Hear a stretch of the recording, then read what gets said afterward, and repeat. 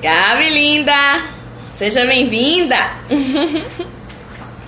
Dá um tchauzinho. Pessoal que tá entrando, Dênio, sejam muito bem-vindos. Jennifer Brito, saudade, minha linda. Tô com saudade de você. Ainara Gatona, Ju, Fernanda, todo mundo pronto pra gente falar um pouquinho sobre depressão. Jai Lindona, seja bem-vinda. Solange, como vocês estão? Estão bem? Como passaram o dia, a semana? As lives, quem tá me acompanhando aí há um tempo, tem feito mudança, tem gerado transformação, aumentado aí o repertório de autoconhecimento. Olha só, Solange está me dizendo que me conheceu numa palestra que eu fiz no Ministério Público. Muito bacana, que top, eu fico muito feliz. Gente, a gente vai falar sobre um tema hoje, né? Porque assim, infelizmente, né, psicólogo cuida mais da parte mais dos desconfortos e das mazelas e das dores e dos sofrimentos humanos. Renata, princesa, beijo. Existe aí uma vertente que eu também eu amo, na verdade, que é a vertente da psicologia positiva, que trata mais dos aspectos de prevenção e mais da questão da felicidade, dos impactos da felicidade, né, em nós. Mai, minha prima, gata linda, minha incentivadora. E assim, infelizmente, hoje, a depressão é considerada o mal do século, não é verdade? Mas, para vocês terem noção, mais de 300 milhões de pessoas no mundo sofrem de depressão. Isso é mais ou menos 1 em cada 5 pessoas.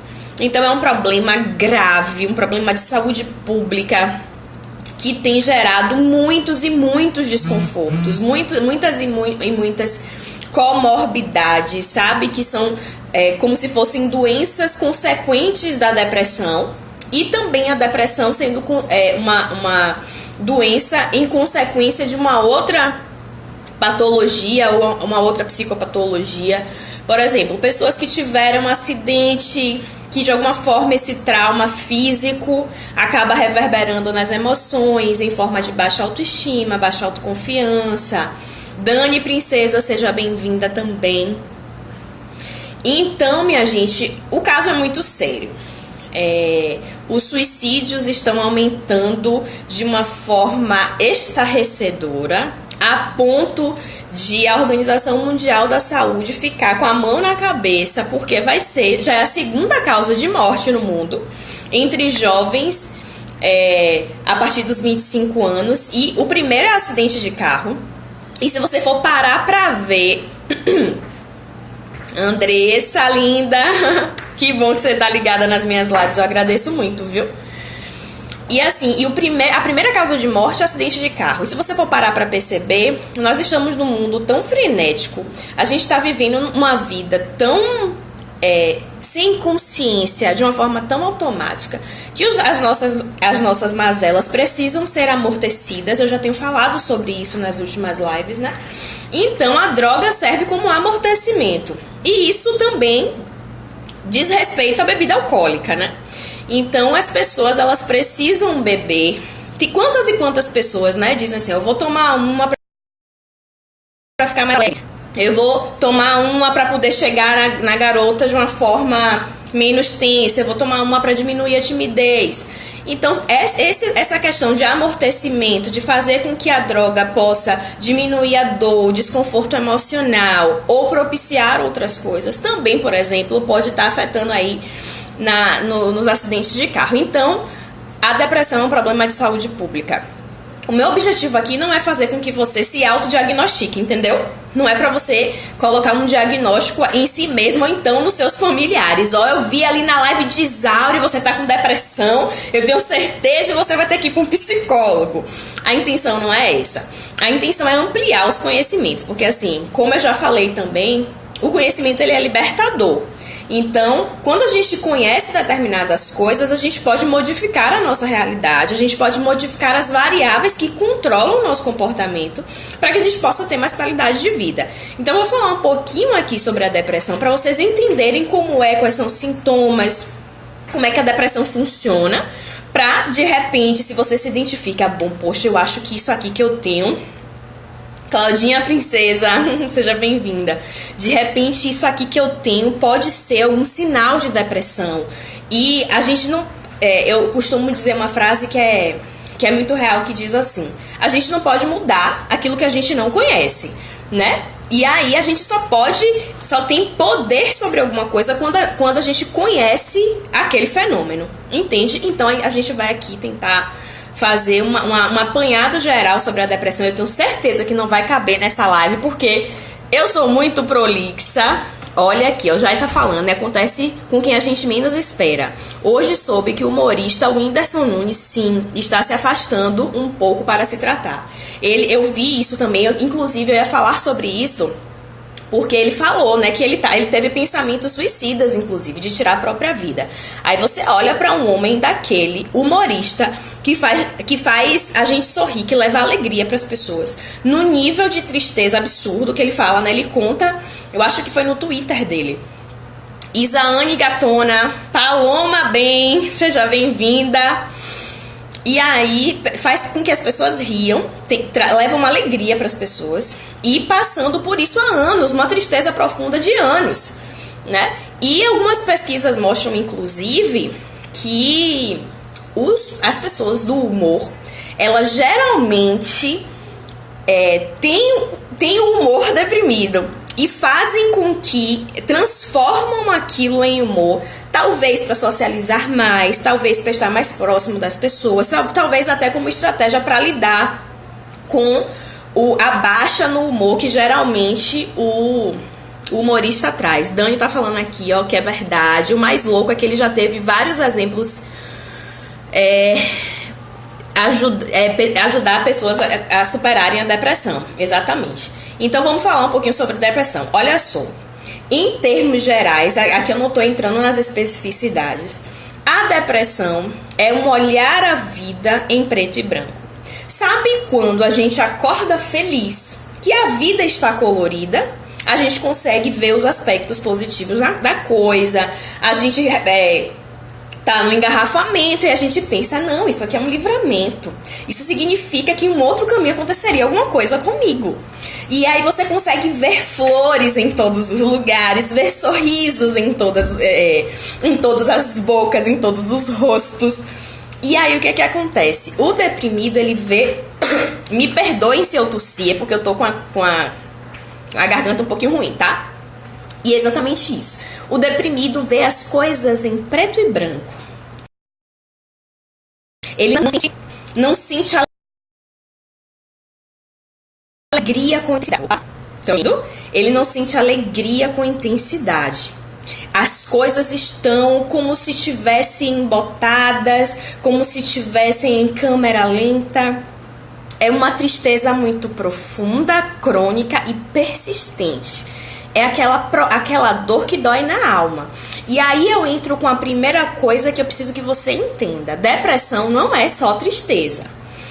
Para vocês que já me acompanham há algum tempo, a tristeza é uma das 4 emoções básicas que precisam ser sentidas. Então, diante de uma perda de emprego, diante de uma morte, diante de uma expectativa frustrada, diante de planos que não deram certo, a tristeza é normal. Né? Estar triste, estar reflexivo, porque, né, a razão de ser da tristeza é exatamente essa.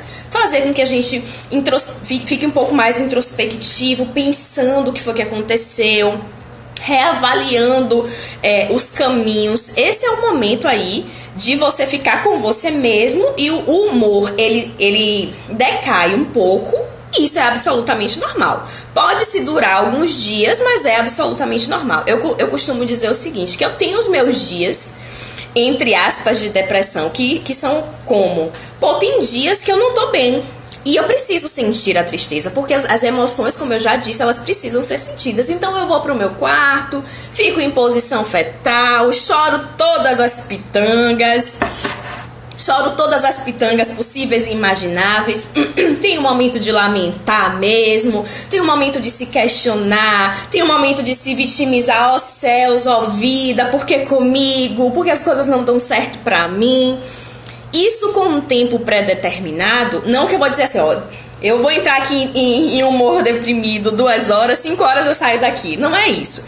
Mas assim, deixar a tristeza vir, fazer com que ela, né, tenha cumpra a sua missão e vá embora. Na depressão não é assim. Na depressão, essa baixa no humor, ela perdura.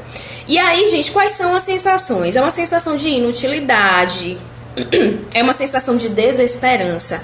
O deprimido não consegue ver um palmo à sua frente. Ele não consegue fazer planos para além, né? Nem de curto, nem de médio e pior ainda de longo prazo. É como se não houvesse esperança. Por isso que vem, inclusive, os pensamentos suicidas, né? Porque o suicida, o pensamento de morte, além de querer anestesiar a dor emocional, que é muito profunda e que também entra a automutilação, que eu vou falar um pouquinho mais tarde, é a sensação de que nada vai dar certo, eu não tenho perspectiva nenhuma de vida, não tem esperança pra mim, tudo que eu fizer vai dar errado, um pessimismo exacerbado, uma sensação de que eu não presto pra nada, sensação de valorização, de autovalorização, que é o que a gente chama de autoestima, de autoconfiança, tá lá no nível subterrâneo 3, e a pessoa se vê num mundo sem pertencimento, infelizmente. É como se houvesse, gente, um embotamento das emoções. É como se as emoções ficassem congeladas. O deprimido, ele não consegue expressar as suas emoções. Às vezes até ele sente, mas ele não consegue expressar. E isso, gente, é muito, muito, muito difícil de lidar. Se você que tá me ouvindo, você já passou por isso, você sabe do que eu tô falando. E se você conhece alguém que já passou por um processo de depressão, você sabe também um pouco do que eu tô falando. É muito difícil. O nível de energia é um cansaço físico, é um cansaço mental, a ponto de dar um passo, de sorrir, de tomar banho, de levantar da cama. É um esforço excruciante, entendeu? E assim, e o olhar pra vida acabou pra mim. Acabou pra mim. Não tem jeito pra mim. E aí eu vou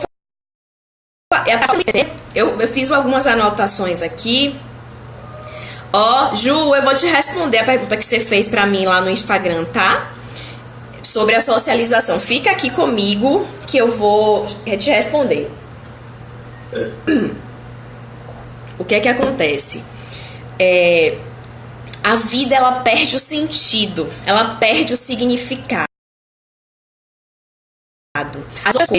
As coisas que tinham sentido pra ela, que faziam o coração dela vibrar. Sabe aquela coisa que faz o nosso coração vibrar, que tem paixão, que quando a gente pensa, chega a dar aquela palpitaçãozinha gostosa? Na depressão isso acaba. Isso diminui drasticamente. E fica como se a vida eu tô sobrevivendo e não vivendo. Agora você imagina, minha gente, uma sociedade toda assim.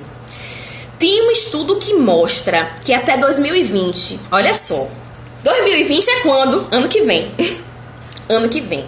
A depressão vai matar mais do que todas as outras doenças do mundo, perdendo só um pouquinho só para as doenças cardiovasculares. Ou seja, depressão mata. Depressão não é mimimi. Depressão não é falta de vergonha na cara. Depressão não é preguiça. E eu sei que para quem tá no entorno do deprimido é muito difícil lidar. Talvez seja tanto quanto. Porque assim, é como se todos os esforços que você fizesse para ajudar o seu parente, o seu familiar, o seu amigo, o seu ente querido, parece que não funciona. É uma sensação de impotência muito grande. Eu acho que vocês vão concordar comigo. Mas, gente, se vocês conseguirem se colocar no lugar de uma pessoa que, Olha só, eu vou falar aqui pra vocês os sintomas. Desânimo, apatia, as emoções é como se elas ficassem, como eu já falei, congeladas, e muita dor emocional.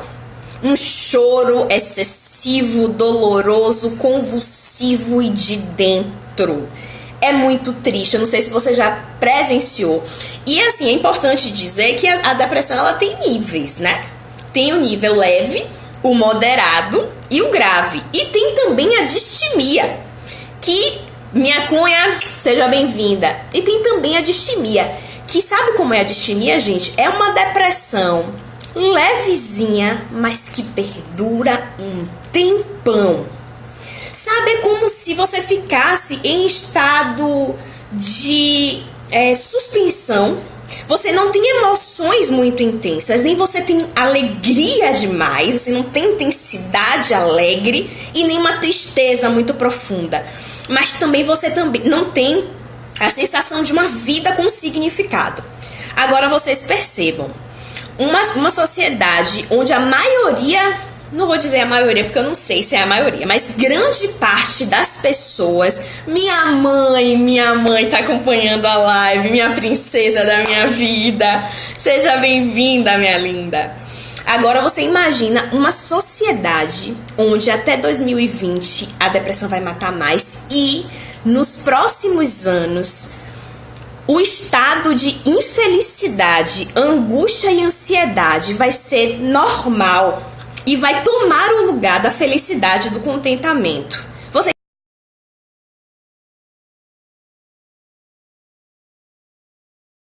imagina uma coisa dessa?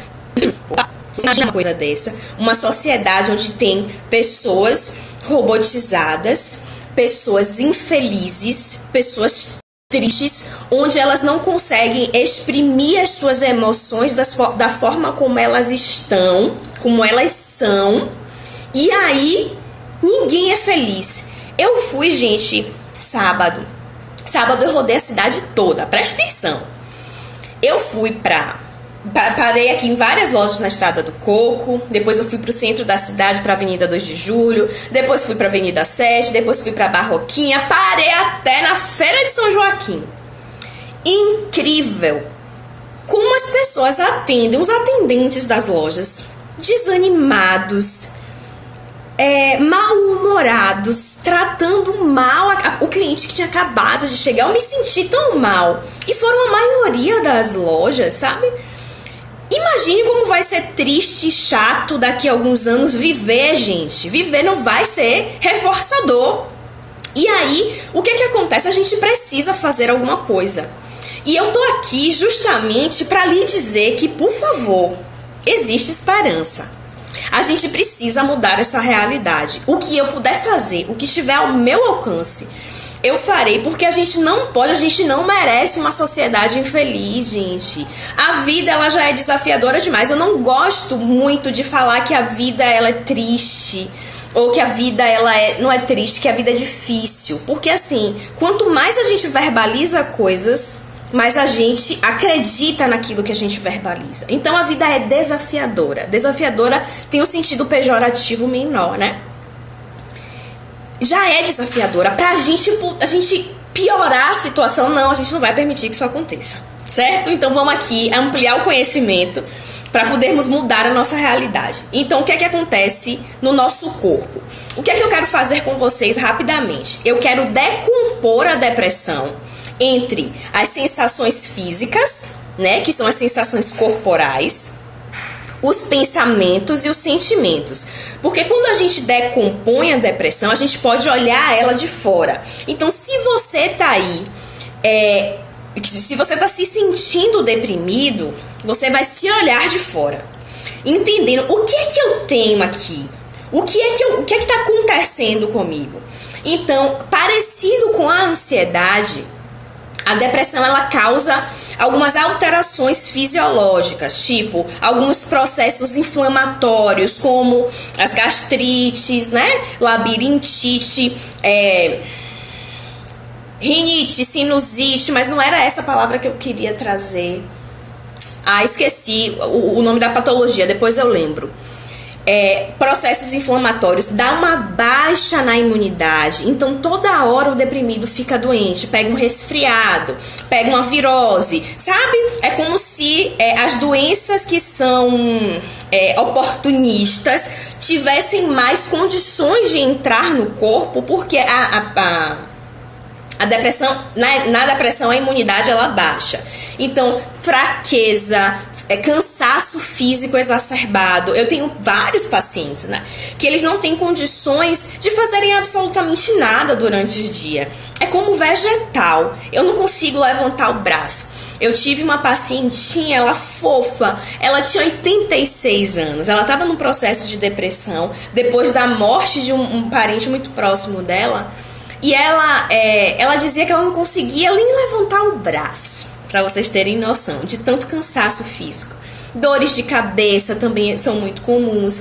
Ganho de peso, perda de peso. Então, algumas pessoas desenvolvem compulsão alimentar, então comem demais.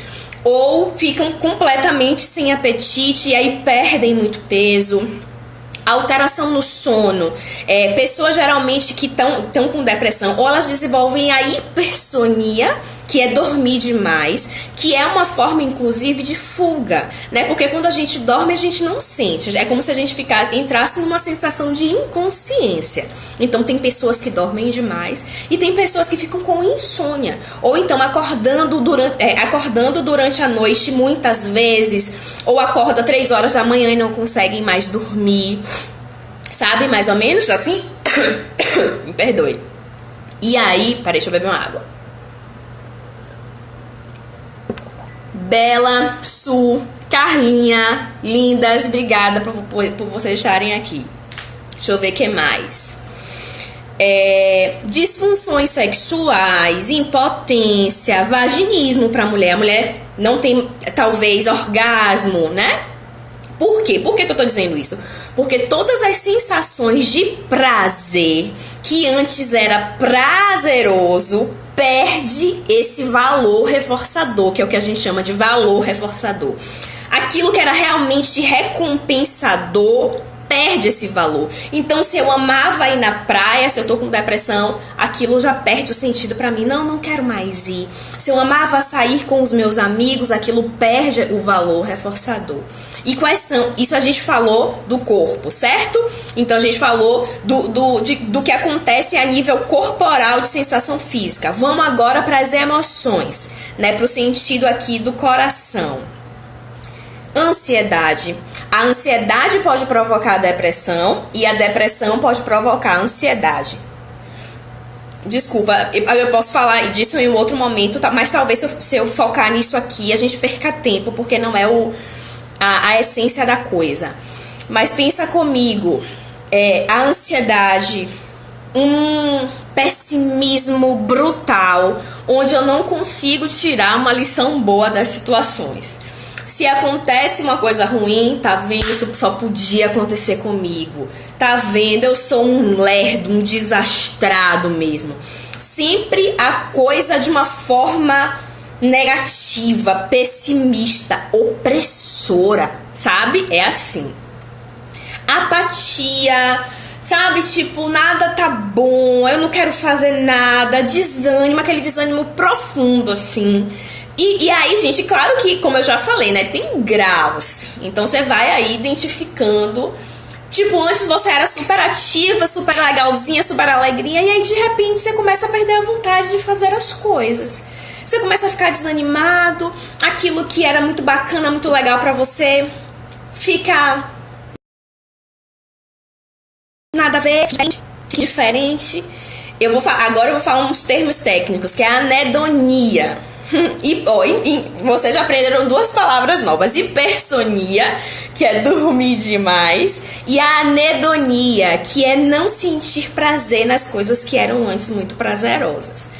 E eu acho que, na verdade, esse é o grande boom, sabe? Eu acho que a grande crueldade da depressão. Ela tira da gente a nossa preciosidade em termos práticos, assim, a nossa individualidade, aquilo que é nosso, que a gente gosta, que faz sentido pra gente, que tem a ver com o nosso propósito, sutilmente vai perdendo a importância, sabe?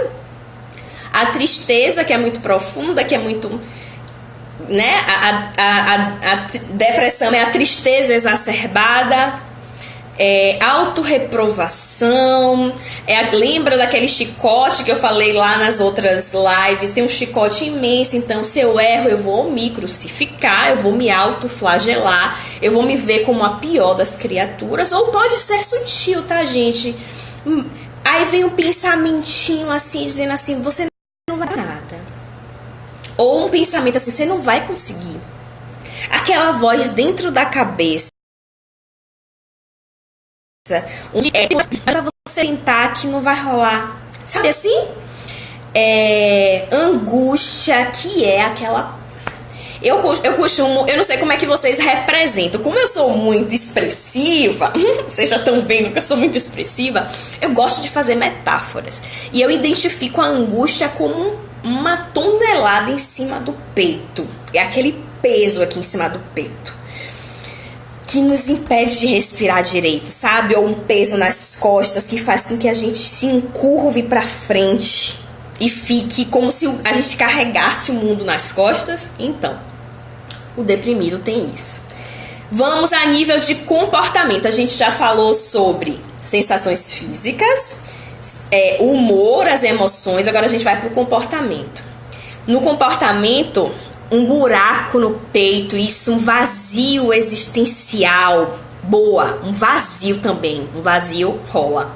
Eu acho que um vazio é bem simbólico. Tem pessoas... Aí a gente falou da parte do corpo, da alma. Agora a gente vai falar a nível de comportamento. O deprimido, ele fica agitado, ou agitado demais, ou lentificado. Eu quero desconstruir, inclusive, alguns paradigmas que a gente tem sobre a depressão. Por exemplo, a gente acha que o deprimido vai ficar dentro do quarto escuro chorando em posição fetal. Não. O deprimido, ele pode ficar irritado, agressivo e muito inquieto. E isso pode ser depressão também. Inclusive, gente, esses são um das sinalizações, dos alarmes com relação à criança. Quando a criança ela modifica muito o jeitinho dela de ser, ou ela fica muito recanteada, muito isoladinha, evitando muito contato, e mais chorosa, mais dengosa. Não vou falar dengosa, não é dengosa, porque dengosa é uma coisa muito boa, a gente não pode confundir. Ela fica mais melindrosa, é uma sinalização de que alguma coisa pode estar acontecendo. Ou quando ela fica muito quieta, muito agressiva, muito irritadiça, dando respostas com a sensibilidade à raiva muito grande. Isso, crianças e adultos, isso também pode ser depressão. Então a gente precisa desmistificar isso, porque assim, a tristeza, a forma como essa depressão ou qualquer tipo de transtorno emocional, a forma como isso vai ser externalizado vai depender da personalidade de cada um. Vai depender, por exemplo, do temperamento de cada um. Por exemplo, existem 4 temperamentos, né? Que é o sanguíneo, o melancólico, o colérico e o fleumático. Eu acho que caberia uma live sobre isso. Vai aumentar muito o nível de autoconhecimento da gente. Eu sou melancólica. E o que é a depressão? É exatamente uma melancolia. Então, se você parar para analisar os temperamentos, por exemplo, o melancólico, ele tende mais à tristeza.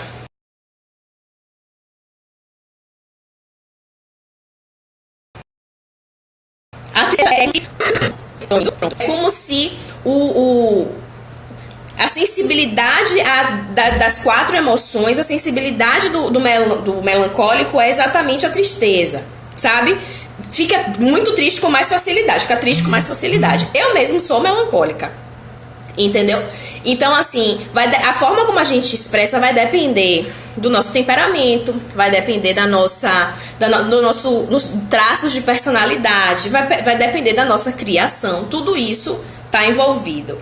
Então, a nível de comportamento, pode acontecer agitação ou lentificação, isolamento social, porque as pessoas que estão deprimidas, esse também é um sinal. Começam a se isolar. Não querem tanto papo, não querem tanta conversa, perdem aquele ânimo de viver e preferem ficar sozinhas. Primeiro, porque se acham um peso, né? Não querem dar trabalho. Segundo, porque não têm vontade mesmo de estar com as pessoas, porque perdem vontade de coisas que eram importantes. Então, perdem vontade. E aí, até respondendo a pergunta de Juju. Algumas pessoas, quando estão num nível de depressão muito profundo, é muito provável que ela vá se isolar drasticamente. Mas algumas pessoas, quando estão com a depressão mais levezinha, né, moderada, não se afastam de todo mundo, mas também não é dada para as expressões das emoções. Porque lembra quando eu falei que as emoções do deprimido, elas ficam como se congeladas, como se embotadas, ele não consegue expressar bem as suas emoções. Então, a tendência é se isolar. Compulsão. E aí, por exemplo, entra, né? Eu não tô conseguindo, não estou bem, preciso ficar, então eu bebo. Não tô bem, preciso tamponar essa lacuna, esse vazio existencial. O que é que eu faço? Fumo maconha. Ou então me drogo. Ou então faço sexo. Ou então trabalho demais para fugir de toda essa gama de pensamentos e de sentimentos que me oprimem e me deixam mal. Compulsões, comida, trabalho, exercício físico, né? Tudo que é demais pode estar revelando uma falta. Existe uma frase que eu também já falei nas outras lives, que é exatamente essa. Todo excesso revela uma falta. Então, se você está fazendo qualquer coisa demais, é melhor observar-se e identificar onde é que está a falta. No caso do deprimido, o vazio existencial é muito grande. Na verdade, o do deprimido, do ansioso, do bipolar, do borderline, todos esses transtornos aí revelam um vazio existencial muito grande. Todos nós temos um vazio, né? Porque, por exemplo, pensem comigo. Olha, eu já fugindo um pouco aqui, deixa eu abrir só um parêntese. Presta atenção. O que é que acontece? A gente nasce inteiro. A gente nasce um ser completo. Peraí que tem alguma pergunta. Isaura, como um profissional chega num diagnóstico correto de depressão? Isso demanda tempo de terapia? Já falo sobre isso, então. Repara só. A gente nasce um ser inteiro e um ser completo, né? Se vocês pararem pra observar... Se vocês pararem para observar as crianças, outro parênteses, gente, sabe o que eu percebi? Que quando a gente sobe os corações, ou quando alguém fala comigo no Instagram, simultaneamente, quando eu tô fazendo a live, trava. Eu descobri isso.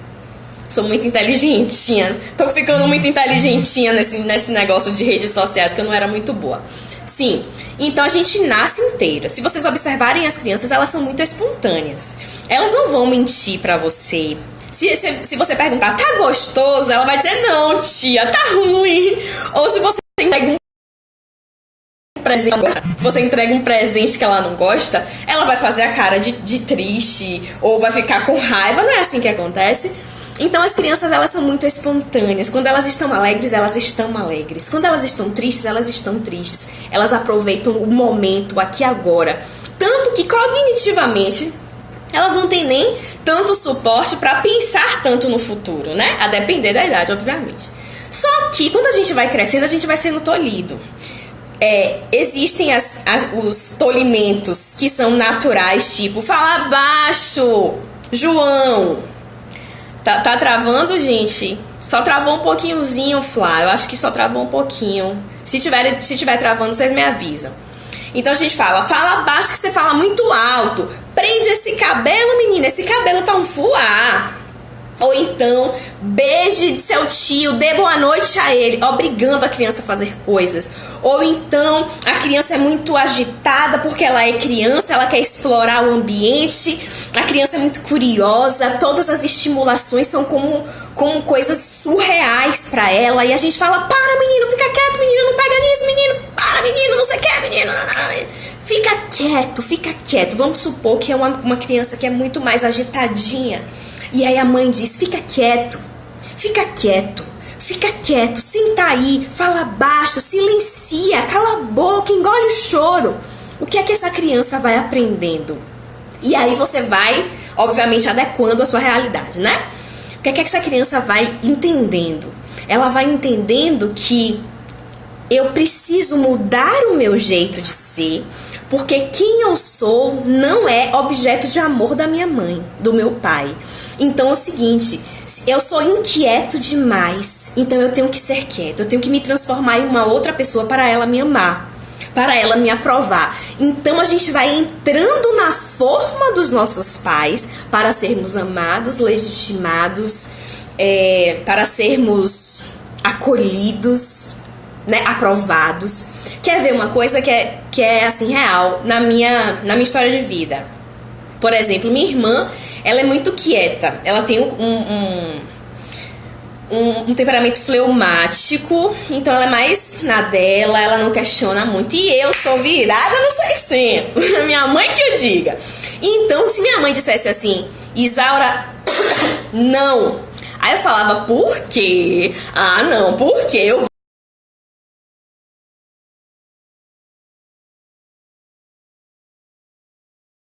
vou te obedecer, mas por quê?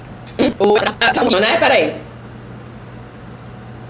Por quê? Porque enquanto minha irmã, que era menos, eu era uma criança mais demandante. Eu precisava me expressar, eu precisava de atenção. É o que a gente chama de crianças mais demandantes. Minha irmã era menos demandante. Então se minha mãe dizia Marta, Marta não, Marta falava prontamente, tá bom.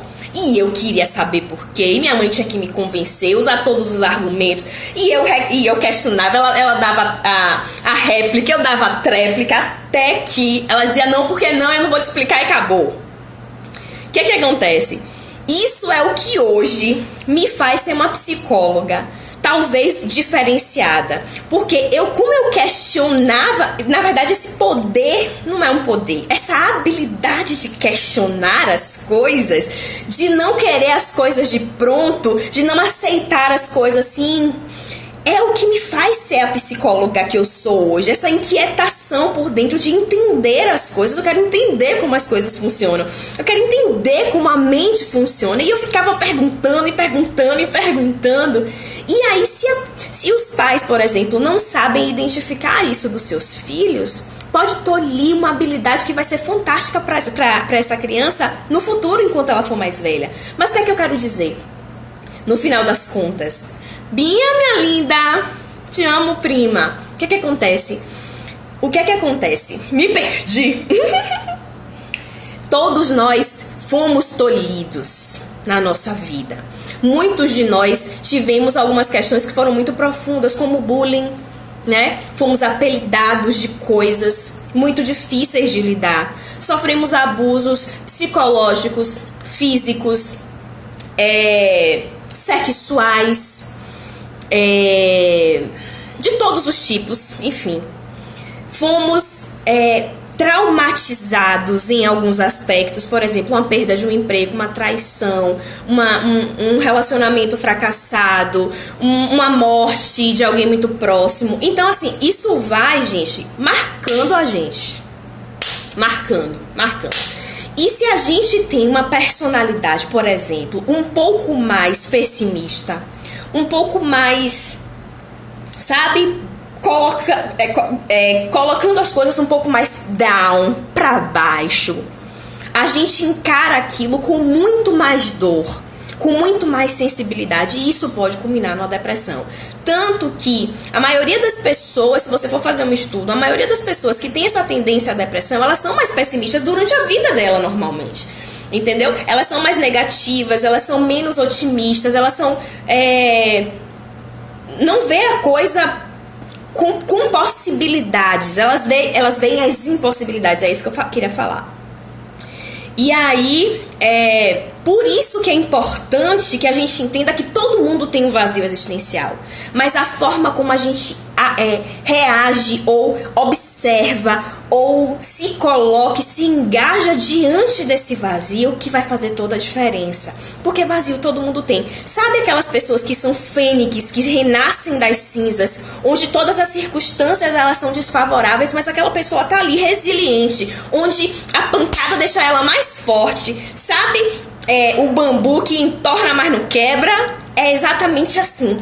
Algumas pessoas são assim por natureza, que aí são aquelas pessoas que você vê, Isaura passou fome, foi abusado, teve pais negligentes, pais que não acolheram e tá aí firme, formado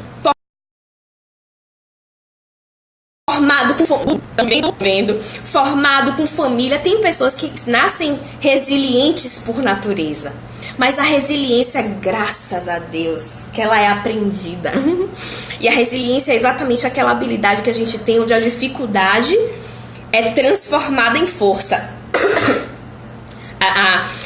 Tipo, eu não vou ter aqui, mas é um conceito da física, inclusive.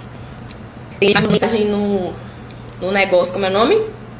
No WhatsApp, é por isso que travou agora. O que é que acontece? Se você puxar, pense num papel. Se você puxa o papel com força, ele quebra.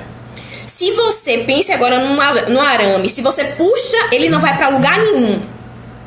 Tanto as pessoas que são frágeis demais, quanto as pessoas que são enrijecidas, endurecidas e muito engessadas, também não é funcional. O que é que o elástico faz? O elástico, se você coloca uma força, ele vai até onde você colocar, mas ele volta. E é exatamente isso que a resiliência traz para a nossa vida enquanto seres humanos, né? Numa habilidade humana. O terremoto vem, a gente balança, mas a gente identifica, não, tô em pé, o que é que eu preciso fazer para consertar aqui o que caiu, o que não caiu, e vai e segue a vida. Óbvio que vai sofrer, obviamente, mas aquilo não vai gerar um desconforto da pessoa deprimir. Vocês conseguem compreender? Então, assim, o nosso objetivo hoje é desenvolver a resiliência, para que a depressão ela não precise existir, para nos mostrar algumas coisas como a ansiedade faz também. Como a ansiedade faz também. Vou retomar. A gente falou sobre corpo, a gente falou sobre alma, a gente falou sobre comportamento, agora eu vou para os pensamentos.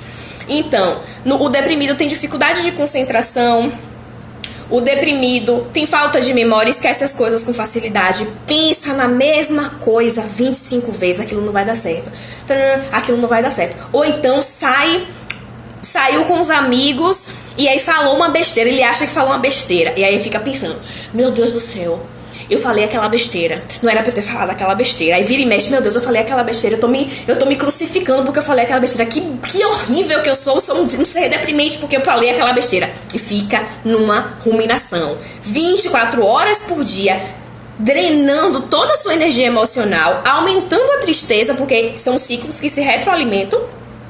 Vai drenando a energia emocional, aumentando a tristeza e ruminando. Imagina, obviamente, que a gente não vai ficar bem, né?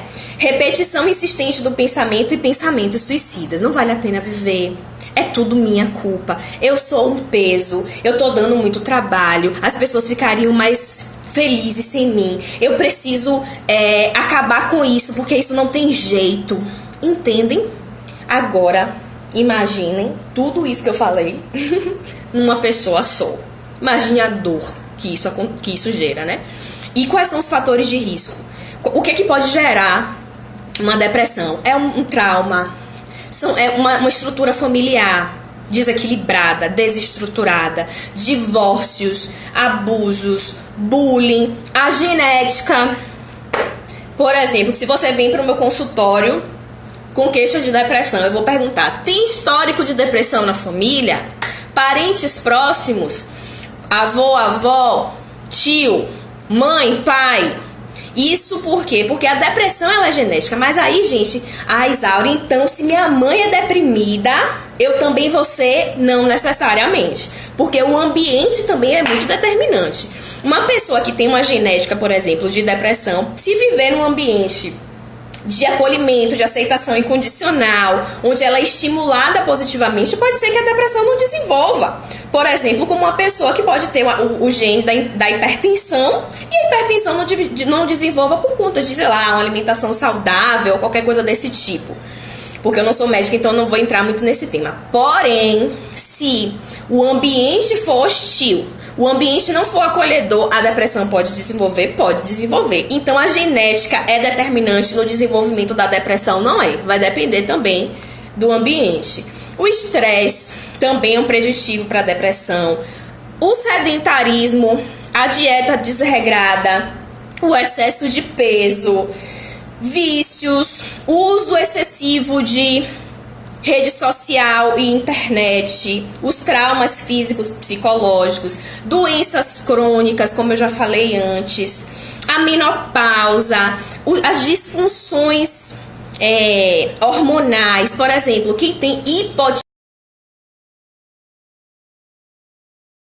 hipotireoidismo,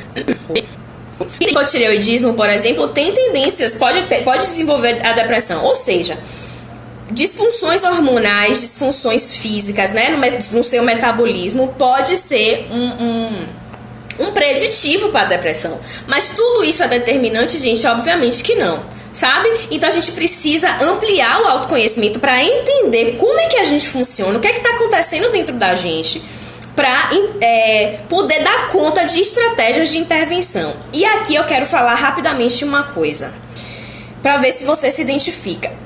Porque o meu tempo está acabando e com certeza eu vou precisar de uma outra live pra gente continuar falando sobre esse assunto. O que é que vocês acham?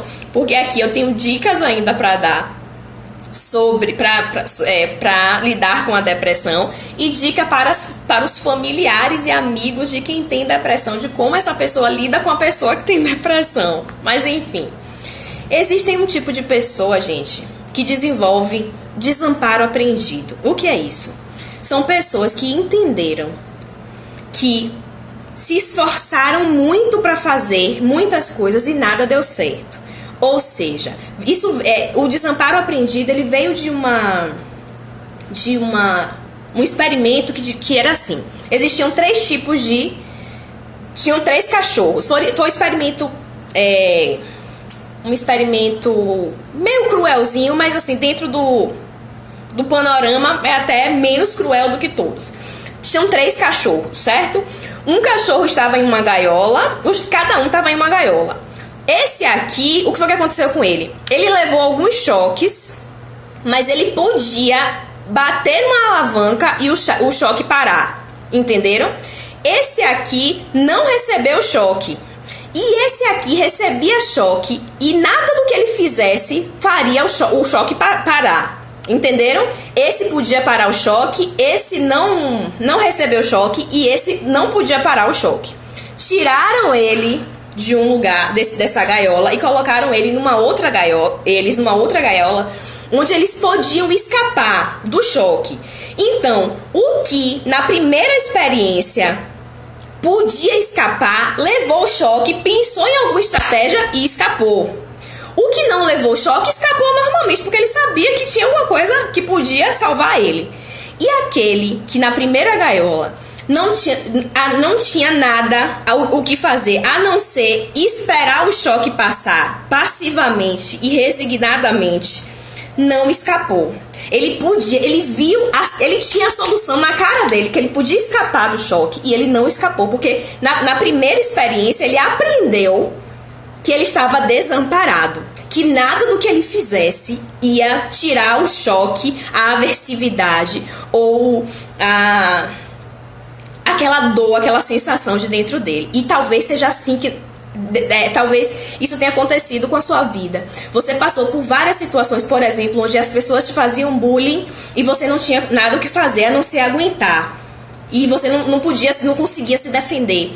Ou você passou por um abuso físico, sexual, de porrada, de pancada ou sexual, onde as pessoas mandavam você calar a boca e você não podia se defender. Então, ou tipo, você teve um problema financeiro onde tudo pareceu desmoronar ao seu redor e você não tinha condições de fazer nada. Ou aquela sensação de que tudo que eu faço nada dá certo. o que é que a gente acaba fazendo? Passivo, omisso e não dá certo. Você tá ali recebendo a pancada com milhares de possibilidades na sua frente, mas você não vê a possibilidade, porque é como se você tivesse fadada ao fracasso. E esse desamparo aprendido pode ser através de experiências nossas ou através da observação.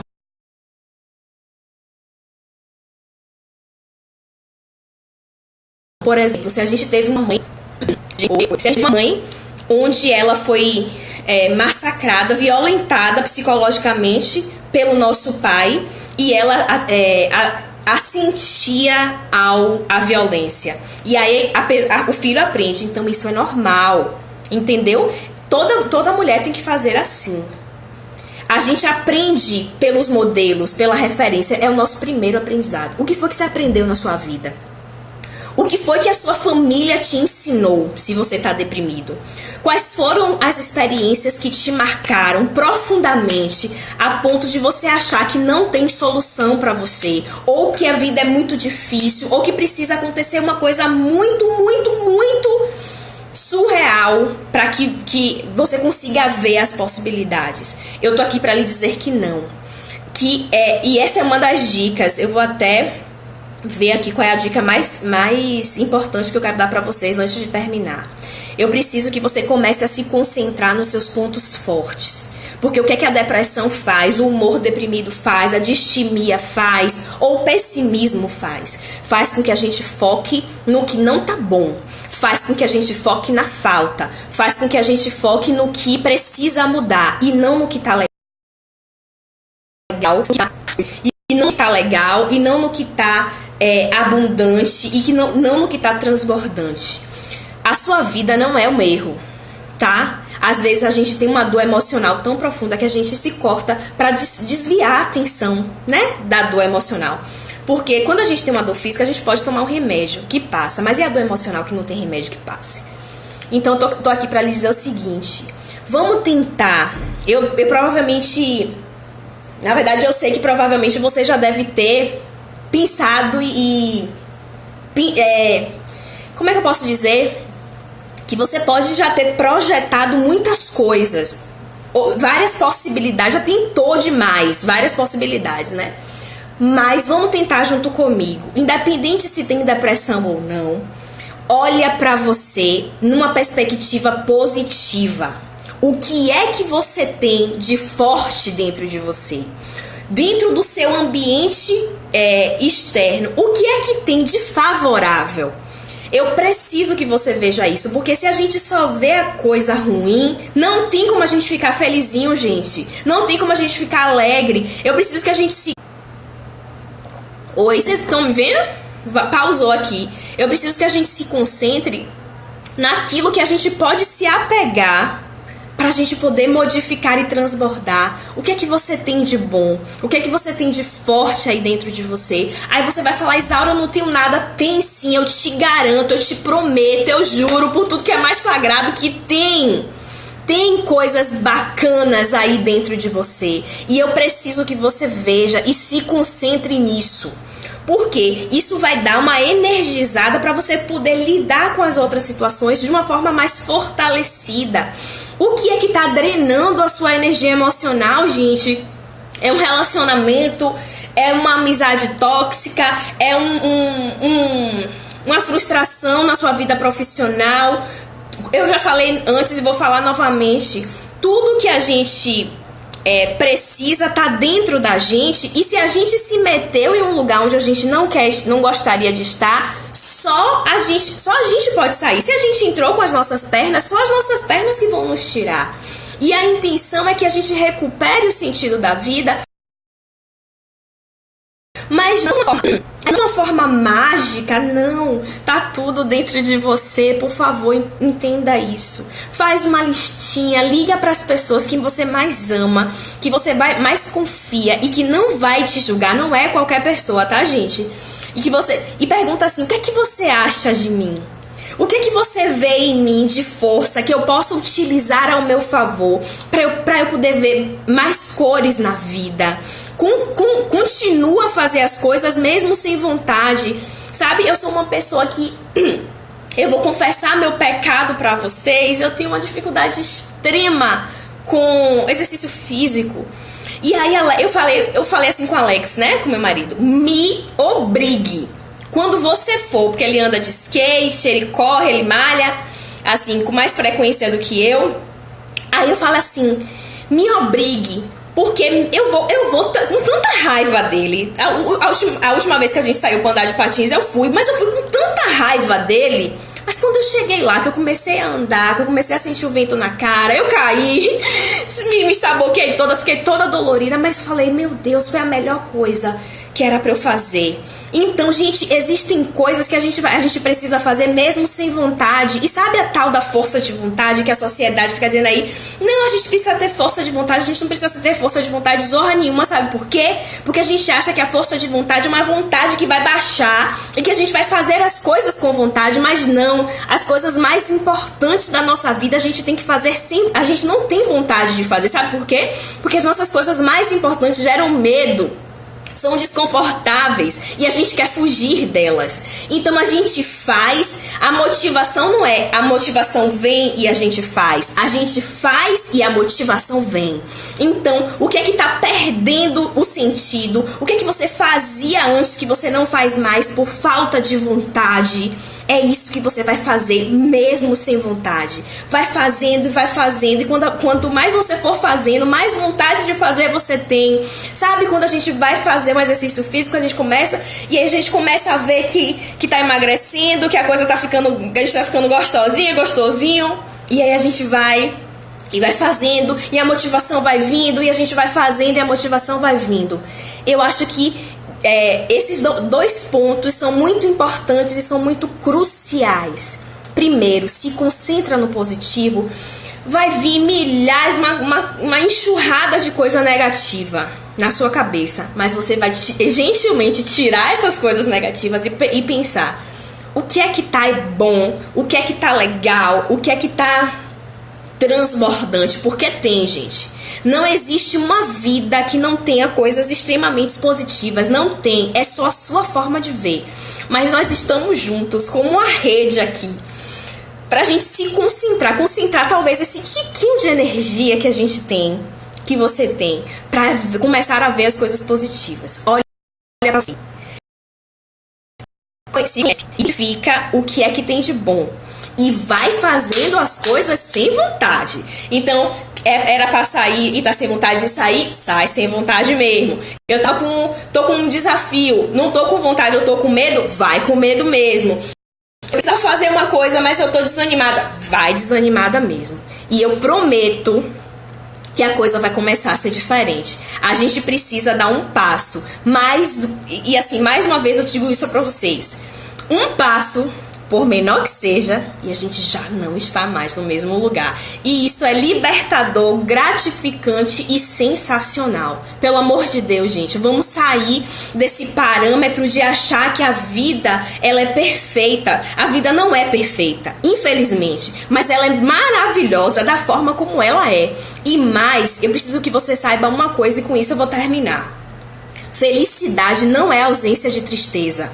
Não é. Paz não é ausência de guerra, porque às vezes a gente tem uma expectativa de que a vida ela gira em torno de aspectos positivos, e não. Você pode ser feliz em detrimento dos desafios da vida, porque se a vida não fosse desafiadora, você estaria exatamente no mesmo lugar. E a intenção é que a gente avance, a intenção é que a gente evolua, a intenção é que a gente se transforme. E se tudo estiver bem demais, a gente não sai do mesmo lugar, entendam isso. Então a felicidade não é ausência de tristeza. A felicidade é um estado de espírito, assim como o amor. Sabe aquela pessoa que você ama demais? Por exemplo, eu amo demais Alex, mas eu tô com raiva dele. Eu amo, mas tô com raiva. A felicidade é a mesma coisa. Eu sou feliz, mas estou triste. E a tristeza, ela é passageira. Agora, se a sua tristeza não tá passando, se tem alguma coisa que tá ativando aqui dentro de você e que tá oprimindo você e você não tá conseguindo sozinha, peça ajuda. Psicoterapia é fantástico, é fundamental, é libertador. e vai te ajudar nesse processo que para muitas pessoas é muito difícil, mas a gente vai fazer a diferença nesse mundo. A gente vai provar para esse mundo que a depressão não vai ser o normal, que a infelicidade não vai ser o normal. O normal é a felicidade, o contentamento, a